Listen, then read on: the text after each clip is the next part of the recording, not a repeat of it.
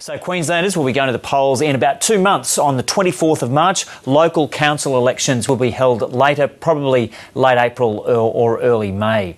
Well, for more, political reporter Lyndal Curtis joins me now from Canberra. Lyndal, good morning. Queenslanders are in for quite a long election campaign there. A very long election campaign. In fact, I think it's the longest election campaign since Bob Hawke had a very long one in 1984.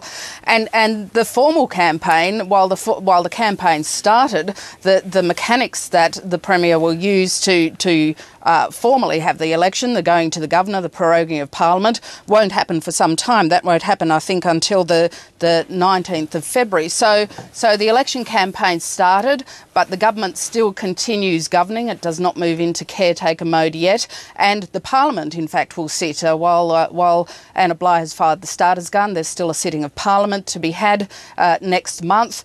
It will be an interesting time for Anna Bligh. Of course, Labor has struggled in the polls for some time. I remember speaking to federal ministers who'd campaigned in Queensland in the 2010 campaign, and they said the atmosphere then for Labor was toxic.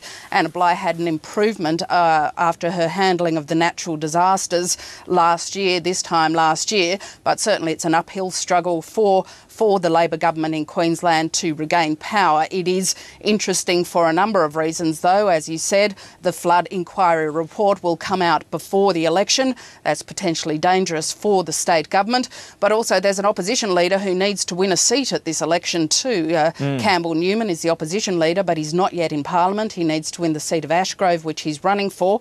So it's set to be a fascinating time for Queenslanders over the next few weeks. Yeah, so Lyndal, how unusual is it for a government to call an election but then be able to go back and have sittings of Parliament and still have the hands-on control of government for a period before the actual election date?